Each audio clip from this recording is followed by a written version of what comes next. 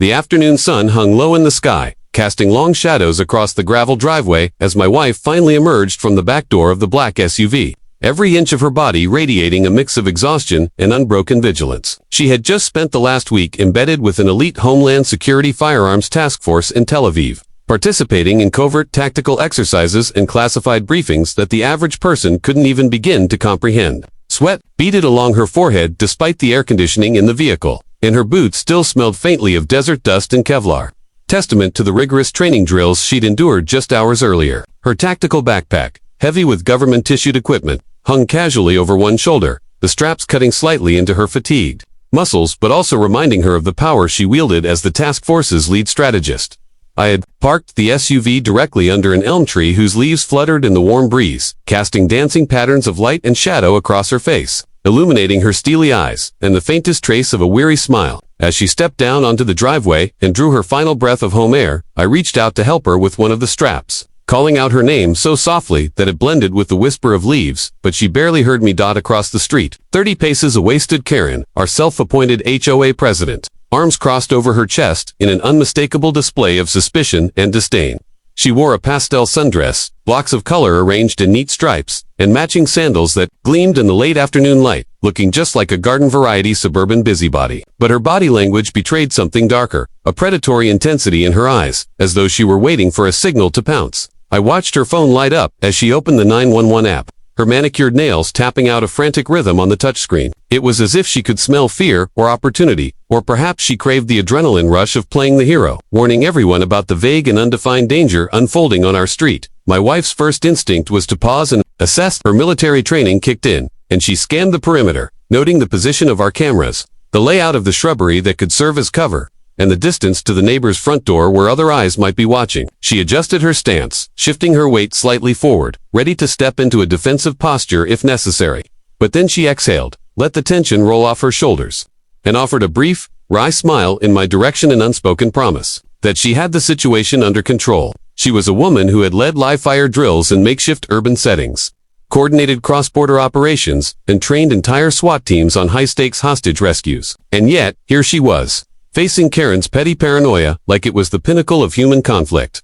Without missing a beat, Karen pressed the call button and held the phone to her ear, her voice dropping to a harsh whisper. "Yes, I need to report a suspicious individual on my street," she hissed. "She's wearing what looks like military gear, carrying heavy bags, very dangerous. I don't know who she is or what she's doing here." The camera mounted on our porch swung silently back and forth, capturing every second of Karen's performance from multiple angles. I glanced at the live feed on my phone to confirm that the audio was recording, just in case this escalated further. My wife, meanwhile, stood perfectly still, as though she were a statue carved from stone, her face unreadable but her presence commanding. I walked toward them with deliberate calm, hands visible at my sides. "Officers," I began, envisioning how the 911 operator might dispatch the local patrol. "This is my wife returning from service overseas." Before I could even finish, Karen cut me off, her voice raising in pitch and volume. "Don't listen to them. She could be armed." I saw her with what looked like a weapon in her bag. She waved her phone in the air, as though it were a trophy. Other neighbors peeked through their windows now, curtains twitching, cell phones raised. A little girl from 2 houses down came outside, clutching a doll, her eyes wide with curiosity. My wife looked over at the child, offered a reassuring nod, then turned her attention back to Karen. In one smooth motion, she reached behind her back, into her tactical belt, and produced her federal badge, the metal glinting in the sunlight. The badge wasn't some ornamental piece, it was the symbol of her authority, her jurisdiction, her very livelihood. Karen blinked as if someone had shone a flashlight in her eyes. My wife extended the badge toward the cameras and to Karen's stunned face. "Special Agent Hannah Carter, Homeland Security," she announced in a voice that was calm but carried an unmistakable weight of command. "I just returned from a classified operation in Israel. I am fully licensed to carry my issued sidearm, which is properly registered and secured." There was silence so complete it rang in my ears, broken only by the distant chirp of a cicada. Neighbors peeked from behind blinds, voices hushed. I heard the faint drone of an approaching police siren, tires crunching on the gravel at the end of the street. Karen's jaw dropped, then snapped shut as she tried to concoct an excuse. I didn't know," she stammered, her face palling, but the damage was done. Her 911 call had already been logged, her false statements recorded, and her reputation in the neighborhood irreparably tarnished. By the time the patrol cars screeched to a halt and officers climbed out, My wife had moved closer to me, standing protectively by my side. She handed one of the officers her badge and a typed authorization letter, complete with official seals and signatures confirming her identity and her legal right to carry. The officers exchanged glances of surprise and deference. One of them stepped toward Karen and asked quietly, "Do you understand you've made a false report against a federal officer? That's a serious offense." Karen opened her mouth, then closed it again. No words coming out. In that moment, I realized that all the petty HOA violations I'd witnessed over the years, crooked mailboxes, overgrown weeds, kids' bikes left on the sidewalk, paled in comparison to this catastrophe of Karen's own making. She had dialed 911 on someone trained to lead the cops, someone who wrote the playbook on lawful firearm use, and now she was about to confront the consequences. As the officers escorted Karen away, and my wife finally sighed, the burden of the past week's stress visibly melting from her shoulders, I knew this was only the beginning of Karen's undoing and our victory. Exactly 6 minutes later, the sound of sirens cut through the suburban silence like a blade. 2 squad cars turned the corner and rolled up to our driveway, tires crunching over gravel, lights flashing red and blue across the neighboring houses. The moment had arrived, and Karen, still standing rigidly by her porch, looked almost triumphant, like a general calling in reinforcements. She actually waved at the officers as they stepped out of their vehicles, as if she were welcoming them to a party she had planned. Her voice rang out, loud enough for the entire neighborhood to hear. "Officers, over here. That's her, the one with the weapons. She just arrived from some foreign country. You need to detain her immediately." The officers, a younger male and a more seasoned female, both wearing standard-issue vests and mirrored sunglasses, looked in our direction with professional caution. Their hands hovered close to their holsters, eyes scanning my wife's gear, her backpack, her stance. One of them gave a brief glance at Karen, then walked forward, toward us with practiced neutrality. I stepped slightly in front of my wife. Not to shield her, she didn't need protection, but to engage diplomatically before anything spiraled. "Good afternoon," I said, steady and polite. "This is my wife. She just got home from an official Homeland Security operation overseas." Karen wasn't having it. She marched closer, yelling, "Don't listen to him. She has military equipment." She pulled something from her bag. She could be armed right now. My wife stood her ground. No panic, no sudden moves. She watched the officers calmly as they approached, then said clearly, "Special Agent Hannah Carter, Homeland Security. Badge and ID coming out now, slow and visible." She reached into her tactical backpack, moving in a slow, deliberate motion, while keeping eye contact with the officers. Karen, misinterpreting everything, screamed, "She's reaching for a weapon." She backed up so quickly that she stumbled onto the lawn. The male officer tensed, but before he could move, the female officer raised a hand toward her partner and took a step forward. "Let's see the badge," she said. My wife pulled out a sleek black wallet and opened it, revealing her badge and federal credentials. The officer took a closer look, examining the holograms and signature. "Agent Carter?" she asked. My wife nodded.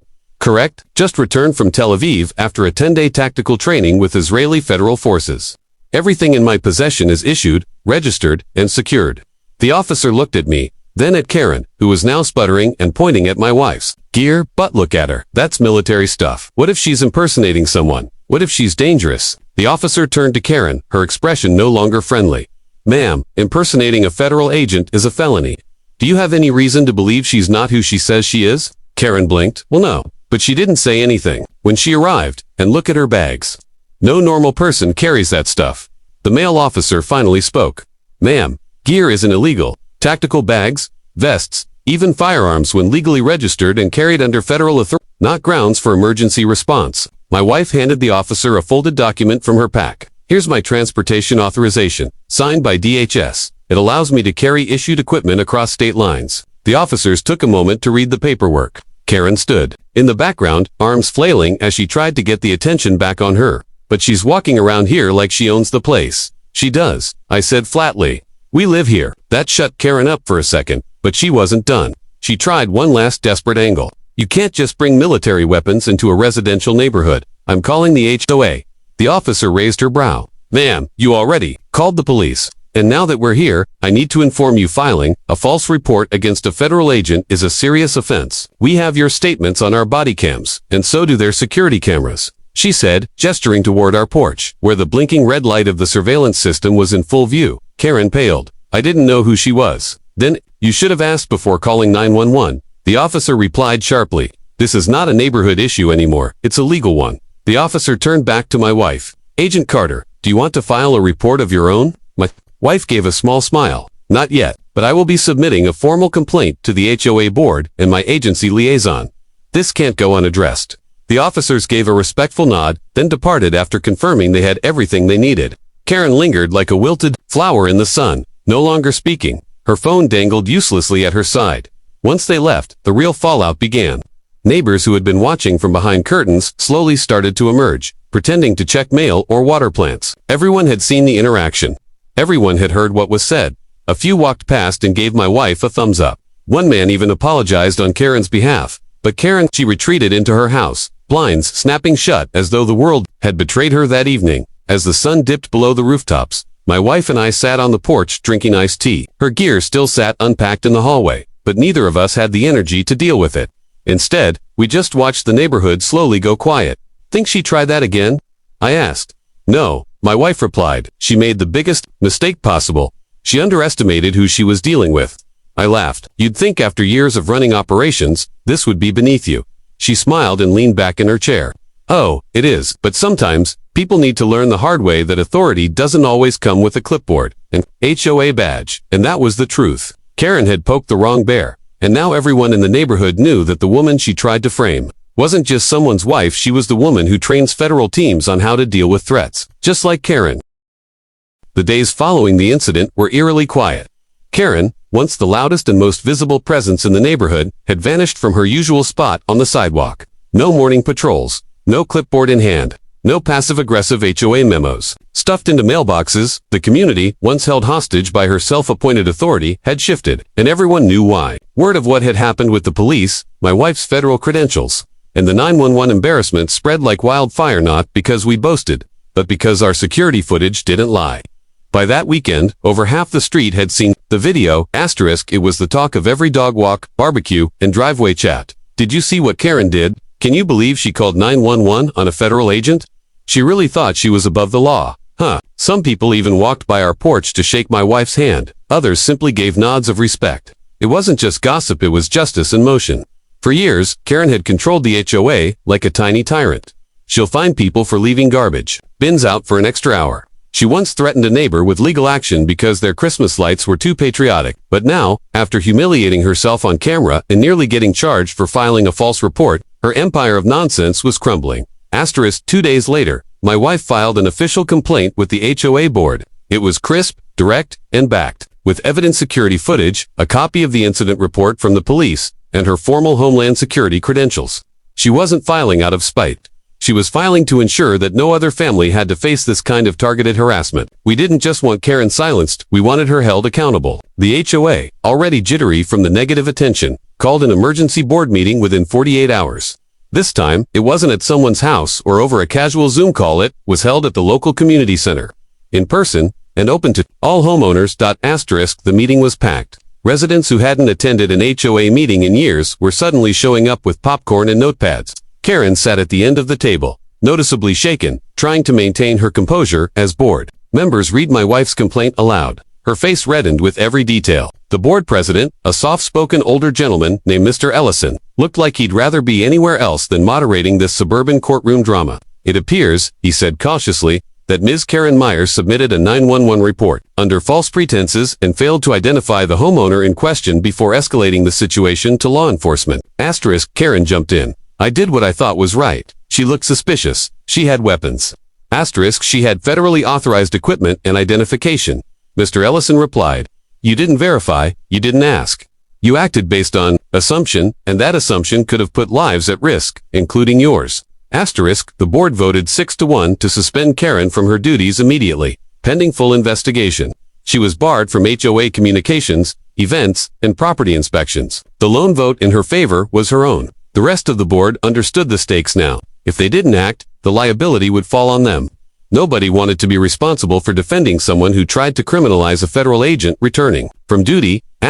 But the most poetic justice came a week later. My wife, leveraging her agency's outreach division, coordinated a neighborhood seminar in the same community center, this time about federal firearm laws, lawful transport of tactical gear, and how to engage appropriately with returning officers and veterans. She brought a team of specialists composed and incredibly well-informed. Flyers went up, emails went out, invitations were posted in the HOA's own newsletter. The title was simple: Understanding Federal Firearm Protocols and Respecting Lawful Carry. Asterisk, the room filled up fast, not just from our street, but from the surrounding blocks, too. Young parents, veterans, senior citizens, and even a few local law enforcement officers attended.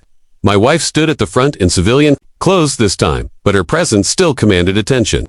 She didn't shame anyone. She didn't mention Karen's name once. She just educated the community clearly, calmly, and with an authority that didn't need to shout. She explained the legality of tactical equipment, how federal authorization overrides HOA preferences, and most importantly, how quick assumptions could lead to dangerous confrontations. Asterisk, Karen never showed. Rumor had it she was too embarrassed. But her absence spoke volumes. Every attendee left with more knowledge, more understanding, and a very different opinion of the woman Karen had once tried to label a threat. After the seminar, several board members came to my wife and thanked her not just for her patience, but for her willingness to serve the community both professionally and personally.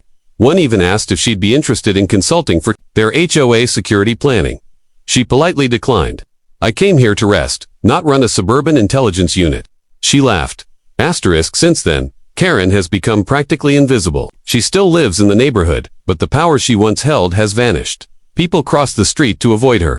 She no longer sends out those preachy weekly emails. Her reign as the self-declared guardian of the neighborhood is over, replaced by something far stronger: mutual respect, built not through intimidation, but through truth and integrity. Asterisk, as for us, life returned to normal, only better. My wife walks our dog in the evenings now, sometimes still in her field boots, not because she's trying to prove a point, but because they're comfortable, and no one questions it. Neighbors wave, kids run past without fear of being reported, and the street feels more like a community than a surveillance zone. The irony is, all Karen had to do was say, "Welcome home." But instead, she tried to start a war and picked the worst possible opponent. Asterisk, the next HOA election came and went. Karen didn't run. Someone nominated my wife, half joking, half serious. She declined graciously, but the message was clear. In one short week, she'd gone from suspicious stranger to the most respected person in the neighborhood, by shouting, not by fighting, just by standing tall and letting the truth speak for itself.